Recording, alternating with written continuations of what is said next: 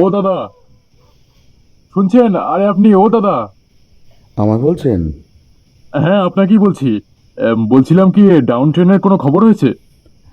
বলতে পারবো না। আমিও তো এই এলাম। ট্রেন তো মনে হয় 10টা 40-এ। হ্যাঁ, লাস্ট ট্রেন। তার আগে কোনো ট্রেন নেই না? আগে স্টেশনে তার ছিঁড়ে গেছে, তাই ট্রেন লেট। লোকটা হেঁটে চলে গেল সামনের দিকে। অয়নের পকেটে মোবাইলটা বাজছে, সে মোবাইলটা কানে তুলে দিল। হ্যালো, হ্যাঁ। হ্যালো, স্টেশনে পৌঁছেছিস? বললাম রাতটা থেকে যায় এখানে, তোর সেই এক ঘুম। আরে পৌঁছে গেছি, তবে একটা গেরো হয়েছে। লাইনের তার ছিঁড়ে গেছে আগে স্টেশনে। সেই 10টা 40-এ ট্রেন। এখন তো সবে 9টা 50 রে। 1 ঘন্টা এখন ওয়েট করতে হবে আর কি।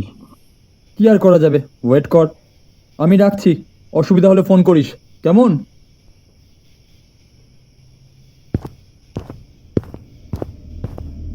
অয়ন ফোনটা কেটে ওয়েটিং রুমের দিকে গেল। সেটা ফাঁকা, গোটা প্ল্যাটফর্ম ফাঁকা। এখানে ওখানে কয়েকটা ছোট ছোট লাইট জ্বলছে। এরকম জনশূন্য প্ল্যাটফর্মে একা 1 ঘন্টা কাটানো কি সহজ কথা? কি করব সে ভাবছে।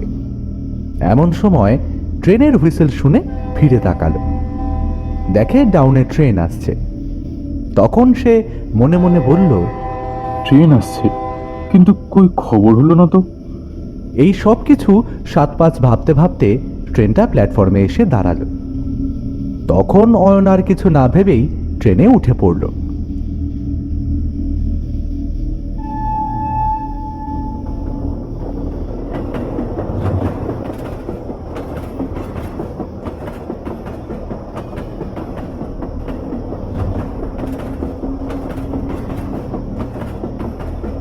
কামরায় মোটে 2জন লোক। জানালার ধার দেখে সে বসে সামনের লোকটাকে জিজ্ঞাসা করলো, দাদা, বলছি কি, এটা কোন ট্রেন জানেন? মানে নামটা কি? লোকটার মুখটা এই আধো অন্ধকারে স্পষ্ট দেখা গেল না। তার উপরে তার গায়ে একটা চাদর চড়ানো। লোকটা গম্ভীর স্বরে বলল, শান্তিপুর লোকাল। এই কথা শোনার পর অয়ন ফোনের অ্যাপস খুলে ট্রেনের নাম সার্চ করতেই অবাক হয়ে যায়। উম, এই সময় তো কোনো ট্রেন দেখাচ্ছে না। তাহলে কি তার ছিঁড়ে গেছে বলে স্পেশাল ট্রেন দিল নাকি? সে আবার লোকটিকে জিজ্ঞাসা করে, দাদা, আপনি যাবেন কোথায়? কাছেই। আপনি? আমি নৈহাটি। তা আপনার বাড়ি কাছেই বুঝি? লোকটা উদাসভাবে বলল, বাড়ি? কাছেই। আচ্ছা, সামনের স্টেশনে শুনলাম নাকি তার ছিঁড়ে গেছে। এটা কি কোনো স্পেশাল ট্রেন তার জন্য নাকি? জানি না, হতে পারে। এরপর অয়ন এই সব কথা বলতে বলতে কিছুক্ষণ জানালার দিকে তাকিয়ে বসে থাকে। কি মনে করে অয়ন যখন জানালা থেকে কামরার দিকে তাকালো, সে চমকে উঠল। সে মনে মনে বলল, এ কি, যখন কামরায় উঠছি তখন দেখলাম মাত্র 2জন লোক। এখন দেখছি প্রায় 7-8 জন বসে। তাহলে কি মনের ভুল হলো? তা হবে হয়তো। তখন পাশের সেই লোকটি হঠাৎ করে বলে ওঠে, পরের স্টেশনে গাড়ি থামলে নেমে যাবেন। হ্যাঁ, মানে সে কি, কেন?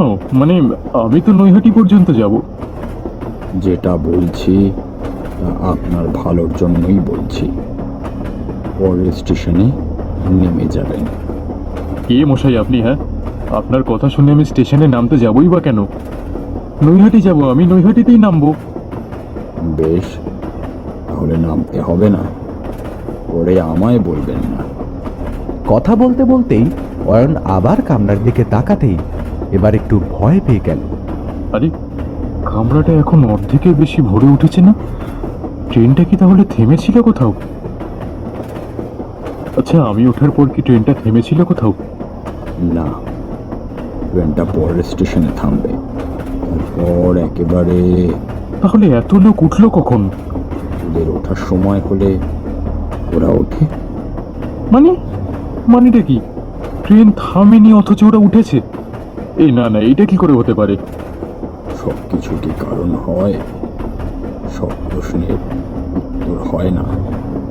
ওহ, নয় আপনি পাগল, না হয় আমায় পাগল বানাতে চাইছেন। যত সব। একবার তাকিয়ে দেখুন তো ভালো করে ওদের দিকে। তখন অয়ন ভালো করে তাকিয়ে দেখল, আর তার সাথে সাথেই তার বুকের ভেতরে একটা ঠান্ডা বরফের স্রোত বয়ে গেল। প্রতিটি মানুষের চোখের দৃষ্টি এখন অয়নের দিকে, আর তাদের মুখে কোনো অভিব্যক্তি নেই। এবার বুঝলেন তো কেন বলেছি পরের স্টেশনে নেমে যেতে? অয়ন কাঁপা কাঁপা গলায় বলে, কিন্তু এসবের মানেটা কি? ওরা এরকম পুতুলের মতো তাকিয়ে আছে কেন? ওরা ওভাবেই বসে থাকে আর অপেক্ষা করে। কার জন্য?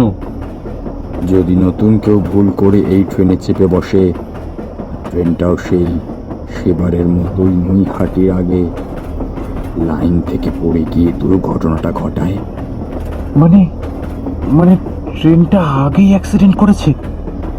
অনেকবার। মাসের এই একটা দিন ট্রেনটা আগের মতোই। ভদ্রলোকের কথা শেষ হলো না। কেন হলো না তার সামনে তাকাতেই অয়ন বুঝতে পারল, আর সাথে সাথেই সে চিৎকার করে ওঠে, বাঁচাও, বাঁচাও, হেল্প! ট্রেনের কামরায় বসে থাকা লোকগুলো এখন তার দিকেই এগিয়ে আসছে। তাদের হাতগুলো সামনে বাড়ানো, মুখ ও শরীর গলে গলে মাংস পড়ছে। সামনের ভদ্রলোক আবার বললেন, আপনি পরের স্টেশনে ট্রেন থামলে নেমে যাবেন, না হলে কিন্তু আপনাকে আর বাঁচাতে পারবো না। আপনি আপনি কি, মানে আপনিও কি ওদের মতোই? হ্যাঁ, ওদের মতোই। তবে আমিও আপনার মতোই এই ট্রেনে ভুল করে উঠেছিলাম, আর আজ ওদের মতো হয়ে গেছি। তবে আপনাকে কিচ্ছু করতে দেব না ওদের।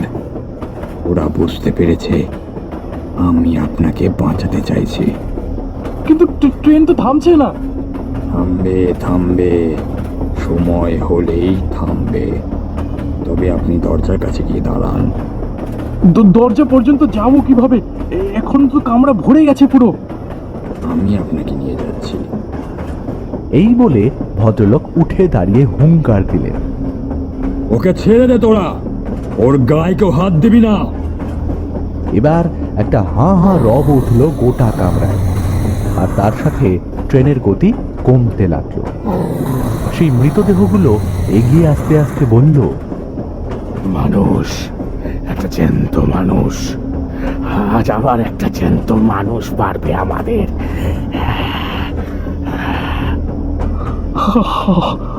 আমায় বাঁচান, বাঁচান আমায়। আপনি সোজা দরজার কাছে চলে যান। ভদ্রলোকের শরীরটা আচমকাই যেন বড় হয়ে এলো। দুটো হাত লম্বা করে কামরার সবাইকে ঠেলে একদিকে নিয়ে গেল। এবার সেই মৃতদেহগুলো ভদ্রলোকের হাত কামড়ে ধরতেই লোকটা একটা চিৎকার করে হাত সরিয়ে নিতেই ওরা আগের মতো অয়নের দিকে এগিয়ে যেতে লাগলো। না, যা করার আমাকেই করতে হবে। আর ভেবে লাভ নেই। ওরা কাছে এলেই আমি লাফাবো, লাফাবো আমি, যা থাকে কপালে। ট্রেন প্ল্যাটফর্মে ঢুকছে, আপনি রেডি থাকুন। ট্রেন প্ল্যাটফর্মে ঢুকলেই নেমে পড়বেন। ট্রেন দাঁড়াবে না, একটু ধীর হবে মাত্র, তাতেই লাফিয়ে নামতে হবে আপনাকে। অয়ন তাতেই রাজি, না হলে যে ওদের মতো মৃত হয়ে এখানেই থাকতে হবে তাকেও।